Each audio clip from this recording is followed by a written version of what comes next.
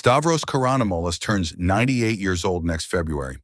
He lives in a house he built with his own hands in 1961 on the island of Ikaria, 3 kilometers from the sea on a hillside where the stone path to his front door has been worn smooth by 60 years of his own feet in the feet of everyone who has come to visit him.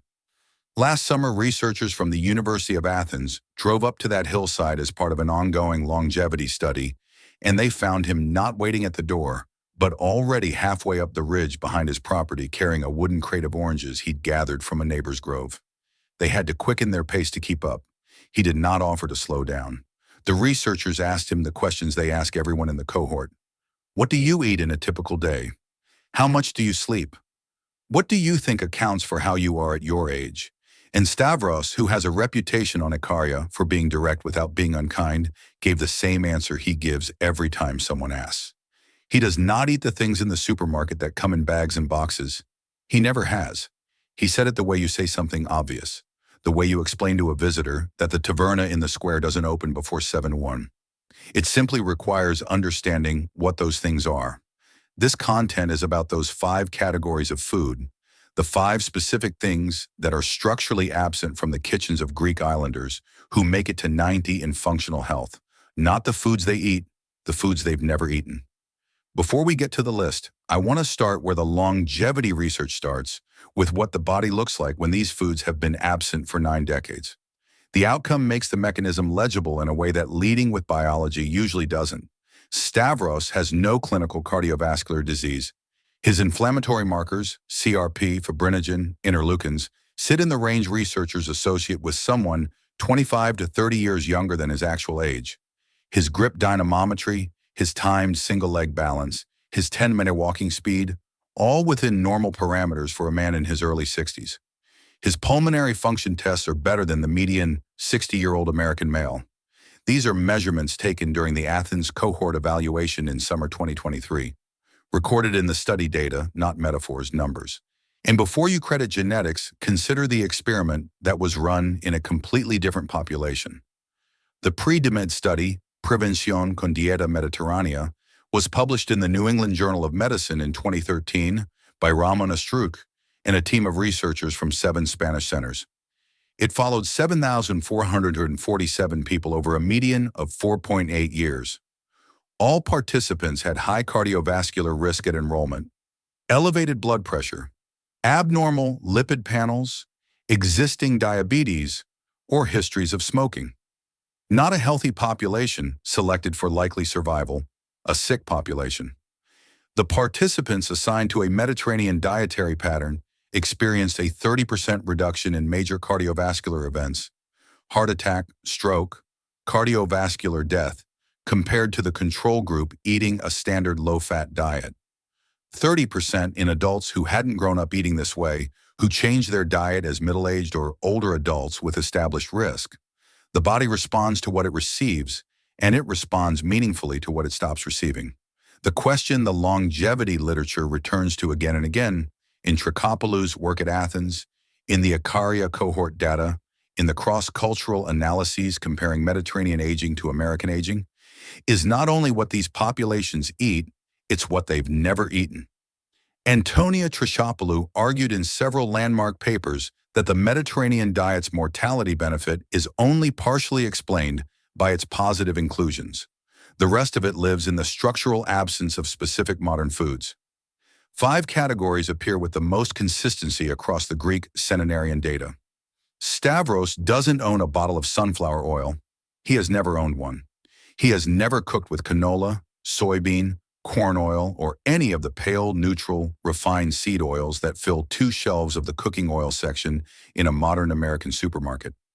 In his kitchen, there is 1 fat olive oil, dark, slightly turbid in winter when the temperature drops. With the peppery catch at the back of the throat, that means the polyphenols are still intact. Pressed from olives, his brother-in-law grows 12 kilometers east from a grove on Icarian hillside land that has been producing oil for at least 4 generations that anyone in the family can name. The problem with refined seed oils, sunflower, soybean, corn, canola, has been obscured for 50 years by a conversation almost entirely about saturated fat. That conversation was largely wrong and the misframing cost a great deal. The real issue with seed oils is not saturation. It is what happens to polyunsaturated fatty acids under heat. Linoleic acid is the primary fatty acid in sunflower and soybean oil, comprising 50 to 65% of their composition. At the temperatures of ordinary home cooking, frying at 180 C, sautéing at 160, roasting in an oven at 200, linoleic acid oxidizes and produces reactive lipid aldehydes, specifically 4-hydroxynonenal, abbreviated 4-HNE, and melandialdehyde.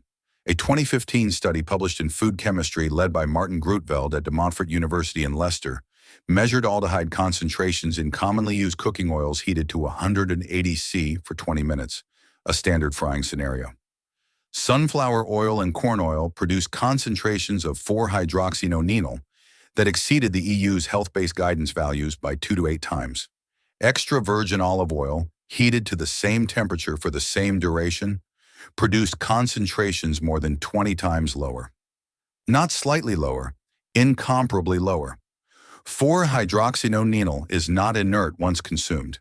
It reacts with the amino groups of proteins in the arterial wall through a process called Michael addition, forming adducts that alter protein function and contribute to the formation of foam cells in atherosclerotic plaques. It forms adducts with DNA bases. It reacts with the phospholipid components of cell membranes, disrupting their structural integrity. The research literature associating 4-HNE exposure with endothelial damage, vascular inflammation, and accelerated atherosclerosis has been building since the 1980s and is not contested among lipid oxidation researchers. The clinical relevance of the levels produced during ordinary home cooking is still debated in terms of precise quantification, and I want to say that honestly. But the directional finding is clear. Against this, set the epidemiological record. The 7-country study, which began following populations across Europe and the Mediterranean in the late 1950s under Ansel Keys, produced the finding that has never been fully reconciled with the dominant narrative. The Cretans consumed more total fat than any other population in the study, more fat than Americans, more fat than Dutch, Finnish, or Yugoslav populations. And they had the lowest coronary mortality by a substantial margin, roughly 10 times lower than the Finnish cohort at the highest end. Not despite their fat intake, because of its composition. The fat they ate was olive oil from whole-pressed olives, not seed oils extracted by industrial solvent processes, not hydrogenated vegetable shortening. A fruit oil consumed by Mediterranean populations for 3,000 years of documented history. Extra virgin olive oil also carries a second protective layer that extends beyond its fatty acid profile. It contains oleocanthal, a phenolic compound first characterized by Gary Bosham and colleagues at the Monell Chemical Senses Center in Philadelphia in 2005. The paper was published in Nature and presented one of those findings that feel implausibly elegant. The mild burning sensation at the back of the throat that distinguishes high-quality extra virgin olive oil, what the tasting world calls pungency, is produced by oleocanthal, and that sensation is the identical irritant response generated by ibuprofen. The mechanism is the same: inhibition of cyclooxygenase enzymes, COX-1 and COX-2, the molecular targets of non-steroidal anti-inflammatory drugs.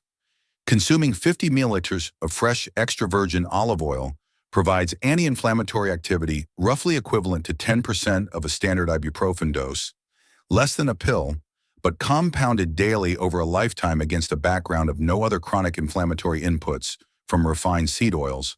The cumulative arithmetic is not trivial. Stavros uses approximately 60 to 70 milliliters of olive oil per day, according to the dietary records the Athens researchers compiled over 5 years of follow-up. He arrived at this quantity not through a study or a recommendation, through how his family has cooked for 100 years.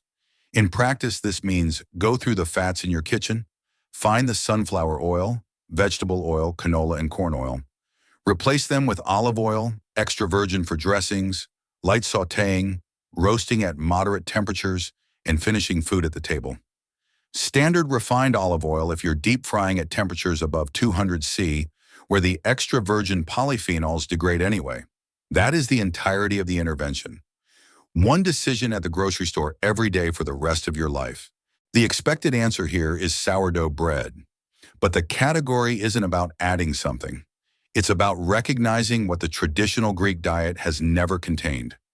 Factory-produced commercial bread, the kind in the plastic bag with the expiration date 3 weeks from today. Greek village bread, horiatikos, is made from whole grain wheat, water, salt, and a sourdough culture that in many Icarian households has been maintained for multiple generations. Fed regularly, passed between families when someone leaves or arrives. The fermentation process runs 12 to 24 hours, depending on the household. That duration is not decorative. Phytic acid, the storage form of phosphorus in grain, chelates minerals with high affinity. Zinc, iron, and magnesium bind to phytic acid in the digestive tract and pass through without absorption. Extended fermentation activates phytase enzymes in the grain that hydrolyze phytic acid, releasing those minerals back into the dough. A loaf fermented for 2 hours retains the majority of its phytate load. A loaf fermented for 16 hours has neutralized most of it. The minerals are bioavailable.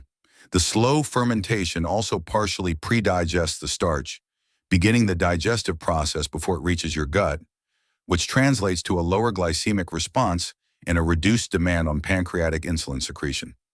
Industrial commercial bread is a fundamentally different product. It's fermented for 2 to 3 hours using commercial rapid rise yeast, which produces carbon dioxide for leavening, but doesn't accomplish the phytase activation or starch predigestion that slow fermentation does. It contains emulsifiers, datum, sodium stearoyl lactylate, mono and diglycerides of fatty acids that extend shelf life by manipulating the moisture interaction between starch and gluten. A randomized controlled trial published in Cell in 2022 by Sarah Berry and colleagues at King's College London compared metabolic responses to ultra-processed versus unprocessed foods, matched for calories and macronutrients, and found that the processed versions produce significantly worse glycemic and insulinemic responses.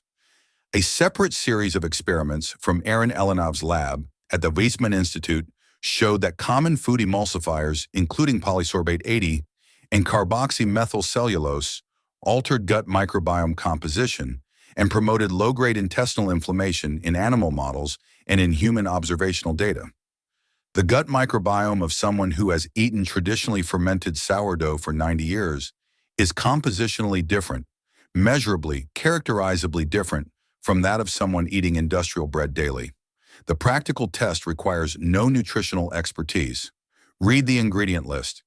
Genuine sourdough contains flour, water, salt, and a starter culture, 4 ingredients. If the label includes emulsifiers, dough conditioners, added sugars, calcium propionate, or more than 6 ingredients total, you're holding an industrial product using a traditional name. If you can't find a genuine sourdough locally, there is an intermediate step.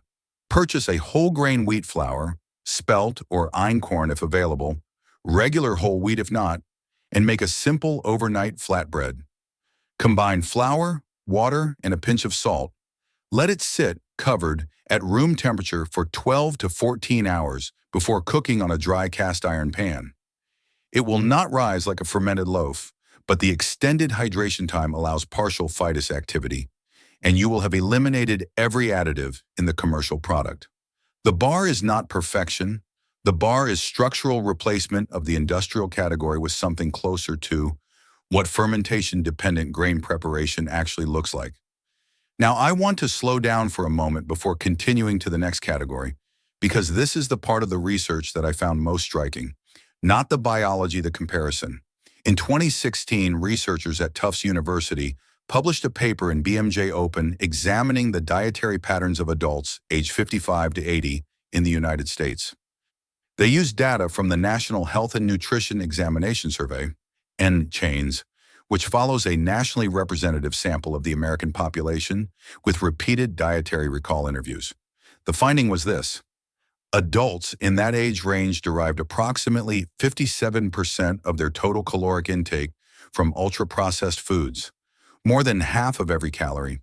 For context, the food categories we've discussed so far, refined seed oils, industrial bread, and the ones we haven't reached yet, appear across nearly every ultra-processed food category.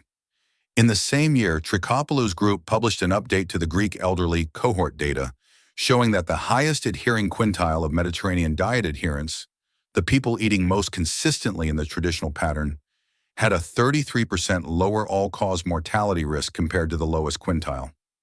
The gap between the two dietary patterns isn't subtle. It's the dietary equivalent of a 2-lane mountain road versus a 6-lane highway, and the populations have been on them for different lengths of time. Processed deli meats, commercial prepackaged turkey slices, bologna, hot dogs, pepperoni, commercially produced salami. This is not the same category as traditionally prepared cured meat, and understanding the difference is necessary for understanding what Greek centenarians actually do and don't eat. Greeks are not vegetarians. Traditional Greek cuisine includes lamb, goat, pork, rabbit, and chicken, consumed in a specific pattern, infrequently in small amounts relative to the total meal, as part of a plate built primarily around legumes and vegetables. Not as the daily centerpiece. A Greek family meal in which meat is the main protein, eaten every day for every dinner, is not traditional. It is recent. The introduction of daily meat consumption to the Greek diet is a post-1970s phenomenon associated with increasing prosperity and Western dietary influence. The specific problem with processed deli meats is not simply that they contain meat. It's a combination of three things: sodium nitrate preservatives, industrial processing methods, and the pattern of daily habitual consumption that characterizes how these products are used in the American diet. The International Agency for Research on Cancer reviewed over 800 epidemiological studies and classified processed meat as a Group 1 carcinogen in 2015, sufficient evidence of causal carcinogenicity in humans. The finding was specific to colorectal cancer. The dose-response relationship the review found: each additional 50 jars of processed meat per day, roughly 2 strips of bacon, was associated with an 18% increase in colorectal cancer risk. This is a population-level epidemiological finding, not a deterministic individual risk calculation, and I want to be precise about that. But the directionality is not uncertain. The mechanism involves nitrosamines, compounds formed when nitrate preservatives react with groups in meat proteins during digestion and during high-temperature cooking. Several N-nitroso compounds formed through this process are established carcinogens. A second mechanism involves TMAO, trimethylamine N-oxide. Stanley Hazen's group at the Cleveland Clinic published a landmark paper in Nature Medicine in 2013 showing that plasma TMAO levels strongly predicted major adverse cardiovascular events over 3 years of follow-up, independently of traditional cardiovascular risk factors, including LDL cholesterol, blood pressure, and smoking history. TMAO is produced by gut bacteria when they metabolize L-carnitine and phosphatidylcholine, compounds present in red and processed meats. The gut microbiome of people who rarely eat processed meat, like the Icarian centenarians in the cohort studies, produces dramatically less TMAO when exposed to these substrates. The microbiome itself has been trained over decades to handle them differently. The practical distinction: a traditional Lucanico sausage, Greek pork sausage prepared with orange peel, fennel seed, cumin, and wine, made without nitrate preservatives from pasture-raised animals, eaten at a Sunday meal, is a completely different food from commercially processed deli meat eaten daily. The research on processed meat and health outcomes is specifically about habitual, high-frequency consumption of industrially preserved products. Not about traditional meat preparation eaten occasionally within a diet primarily composed of legumes and vegetables. The microbiome distinction is worth sitting with for a moment. The TMAO pathway, the mechanism by which L-carnitine and choline in meat are converted to cardiovascular toxic TMAO, depends entirely on which bacterial species are living in your gut.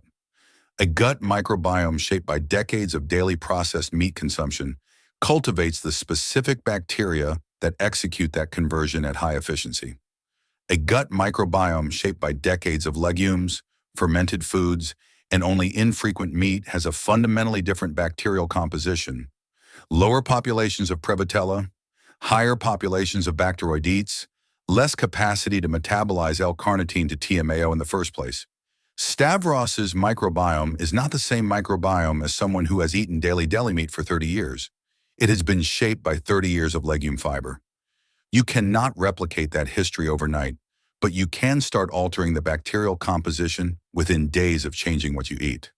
The microbiome responds to substrate changes faster than almost any other system in the body. Sweetened beverages don't exist in the traditional Icarian household as a category. Let me introduce a second person here. Athena Papadopoulou is 91 years old and lives in the village of Christos Ratias in the highland interior of Icaria at 550 meters of elevation, where the wind off the Aegean comes from the west in autumn, and the village smells of wood smoke and mountain oregano for 4 months of the year. Athena was born there and has never left the island for more than 2 weeks at any point in her 91 years. She walks to the square each morning, tends a kitchen garden, bakes twice a week, and has drunk the same things every day for as long as she can remember. Water from the spring 200 meters uphill from her house, mountain tea, saituvunu, brewed from dried sideratus she gathers from the hillside slopes each June and hangs to dry in her kitchen every morning and again after dinner. Greek coffee, unsweetened, thick, twice a day. A small glass of wine made by her nephew from family vines at dinner. That is the entire beverage pattern. There is no category that includes sweetened beverages. Not soda, not commercial fruit juice, not flavored water, not sports drinks. The category doesn't exist in her frame of reference for how people eat. The metabolic problem with commercial fruit juice is precise and worth being specific about. A 250 milliliter glass of orange juice contains approximately 21 gyres of sugar, the majority of it fructose, stripped of the fiber matrix that would normally slow its absorption in the gut. Fructose is metabolized primarily in the liver, not distributed through peripheral tissues the way glucose is. It does not trigger proportionate insulin release. It does not generate a leptin satiety signal. The liver processes excess fructose through a pathway that promotes de novo lipogenesis, the conversion of sugar to triglycerides, particularly under conditions of habitual high fructose exposure. Sustained high fructose consumption is associated in controlled feeding studies and prospective cohort data with non-alcoholic fatty liver disease, elevated serum triglycerides, insulin resistance, and visceral adiposity independent of total caloric intake. The foundational mechanistic work came primarily from Robert Lustig's group at UCSF and from Kimber Stanhope's laboratory, where isocaloric glucose versus fructose feeding produced dramatically different metabolic outcomes. What Athena drinks instead is biologically active in its own right, Sideratus scardica. The ironwort that grows at altitude across northern Greece and the Aegean Islands has been consumed medicinally in Greek communities since the 5th century BCE. Hippocrates documented its preparation in his pharmacopoeial records. The compound profile includes flavonoids, diterpenes, and phenolic acids including rosmarinic acid and chlorogenic acid with documented antioxidant and anti-neuroinflammatory properties. A randomized controlled trial published in Frontiers in Aging Neuroscience in 2016 by Kem Whitby and colleagues from Charité Universitätsmedizin, Berlin followed 100 subjects with mild cognitive impairment over 28 days with daily sideritis tea as the intervention. Working memory, attention, and cognitive processing speed all improved significantly compared to placebo. A follow-up study from the same group at 6 months extended these findings. Whether Athena's preserved cognitive sharpness at 91 is partially attributable to 7 decades of daily mountain tea is not something that can be established with certainty from this data. The study was conducted in a different population with a clinical intervention dose, but the displacement of a high fructose product that promotes hepatic fat accumulation and triglyceride elevation with something that has documented neuroprotective properties in the aging brain is a trait that requires very little justification. Practically, this means identify one sweetened beverage in your regular daily routine, 1 glass of juice at breakfast, 1 can of soda at lunch, 1 flavored iced tea in the afternoon. Replace it with sideritis tea or plain herbal tea. That single substitution removes a repeated fructose load from your liver and replaces it with polyphenols. At the scale of daily repetition over years, the metabolic difference is not small. The problem is not that Greek centenarians have never eaten anything sweet. The problem is the industrial transformation that has embedded refined sugar into almost every processed food category as invisible background sweetness. Industrial added sugar, not as dessert, but as the default chemical environment of packaged food. Greek culture has sweets. Baklava with its layers of phyllo and honey and pistachios, Lucamades, the fried honey dough, balls sold at festivals, galaktobareko, the custard-filled pastry that takes most of a day to make properly. These are real. They are part of Greek cultural life, but in their traditional context, they are eaten at celebrations, with guests, at Orthodox feast days, at the coffee house on Sunday afternoon, not as daily background consumption, not as the default sweetness layered invisibly into foods that present as neutral or savory. The mechanism connecting chronic refined sugar exposure to biological aging is glycation. When glucose or fructose reacts non-enzymatically with the free amino groups of proteins or the lipid components of cell membranes, it forms compounds called advanced glycation end products. Ages. These are not the same as the natural browning that happens when you cook food. Those are exogenous ages and carry their own concerns. Endogenous ages form continuously inside the body, wherever blood glucose and tissue proteins interact. They accumulate preferentially in tissues with slow protein turnover, the collagen of arterial walls, the crystalline proteins of the lens of the eye, the filtration membrane of the kidney glomerulus. Ages cross-link collagen fibers, progressively stiffening arterial walls, detectable as elevated pulse wave velocity, the gold standard measure of vascular aging in clinical research. They bind to cell surface receptors called RAGE, the receptor for advanced glycation end products, and through NF-kappa B mediated signaling, trigger an inflammatory cascade that amplifies endothelial dysfunction, promotes foam cell formation in plaques, and drives kidney fibrosis.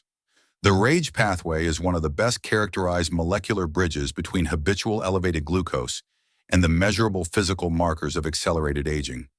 The modern American diet creates a background condition of continuous low-level glycation stress because refined sugar is present in approximately 74% of packaged foods, according to a 2016 analysis published in The Lancet Diabetes and Endocrinology.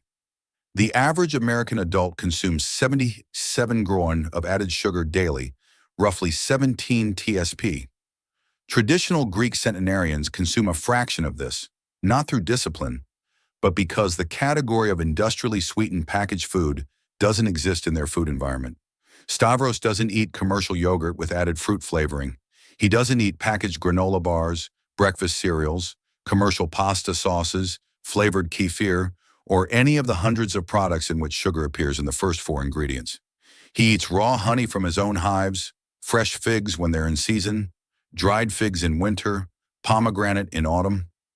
The total added sugar in his diet on a typical day is a fraction of the American baseline, not because he's tracking it, but because his food supply was never industrialized.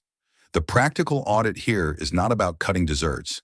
It's about reading labels on foods that don't present a sweet. The yogurt that looks plain on the shelf, check the total sugar versus naturally occurring lactose. Commercial pasta sauce, check for added sugar in the ingredient list. Packaged bread, any added sugar indicates an industrial product. Crackers, salad dressings, canned soups, protein bars. The background sugar that modern food systems have normalized is exactly where the structural difference between the traditional Greek diet and the modern American diet is most invisible and most cumulative. The timeline of glycation accumulation is worth understanding precisely because it reframes the intervention. Ages do not accumulate in an acute spike and then clear. They accumulate in slow layers on long-lived proteins. Arterial collagen has a half-life of several years. The crystalline proteins in the lens of the eye have a half-life of decades. They are largely the same proteins you were born with. Once ages cross-link those proteins, you cannot uncross-link them. The arterial stiffness visible in pulse wave velocity scans of adults in their 60s is partly the physical record of the cumulative glycation events of the previous 4 decades. Every day you reduce the background sugar load in your diet is a day you are not adding to that record, not reversing the past, not undoing the cross-links already formed, stopping the accumulation at its current point. That is enough. The cardiovascular risk associated with arterial stiffness responds to the current trajectory, not only to the accumulated history. And the current trajectory changes the day you start reading labels. Now put all five together because the research is actually stronger for the combination than for any element in isolation. The pre-dimed trial found that the greatest cardiovascular protection came not from adding Mediterranean foods on top of an otherwise unchanged diet, but from replacing the combination of refined seed oils, processed meats, and background sugars with the traditional Mediterranean pattern. Supplementing an inflammatory dietary foundation with olive oil and nuts produced a smaller effect than actually changing the foundation. This is the finding that the olive oil marketing literature has consistently understated. Trikopoulou argued throughout 30 years of published work that the Mediterranean Diet Score, her 10-point adherence index, predicted mortality independently of individual food components, specifically because it captures both sides of the dietary ledger. The score penalizes the presence of meat, refined cereals, and dairy products outside the traditional pattern. The absence of these things was scored as equivalently protective as the presence of olive oil, legumes, and fish. The system requires both sides. The Icaria study, conducted between 2009 and 2013 by Demosthenes Panagiotakos, Christodoulos Stephanadis, and colleagues from Tufts and Harvard, examined 673 Icarian residents with detailed lifestyle and biomarker assessment. The adults in their 80s and 90s, a larger cohort than the researchers anticipated finding, showed inflammatory biomarker profiles and vascular elasticity measures, placing them biologically 20 to 30 years younger than their chronological age. The researchers attributed this not to genetics, as the Icarian genome carries no known longevity-associated variants at frequencies different from the broader Greek population, but to the cumulative lifelong effect of a dietary pattern built on these five structural absences alongside the positive presence of olive oil, legumes, wild greens, and fermented foods. Stavros, asked to summarize what he eats and doesn't eat, said something that took the translator a moment to render. The Greek phrase translates roughly as, "He eats what came from the earth or the sea this week, and he doesn't eat what someone else made in a factory." That is the framework. This entire video is an elaboration of that sentence. There is one thing to do this week, not five. 1. Go through your cooking oils. Find the sunflower oil, the vegetable oil, the canola, the corn oil. Set them aside. You don't need to throw them away today. Replace them with olive oil, extra virgin for everything at moderate heat and below. Dressings, sautéing, roasting under 200 Celsius, finishing dishes at the table. Standard refined olive oil for anything at high heat. This is the single dietary swap with the largest evidence base in the Mediterranean longevity literature. The swap with the most documented downstream effects on the inflammatory pathways driving vascular and cognitive aging. It costs roughly the same per liter as the oil it replaces. It requires one decision. Make it this week. If this exploration of the hidden secrets of Icarian longevity has changed how you view the items in your pantry, please subscribe and like the channel. We are uncovering the history and the science that modern industry has tried to bury. Plant the seeds for your future health. The next treasury of wisdom will be opened soon.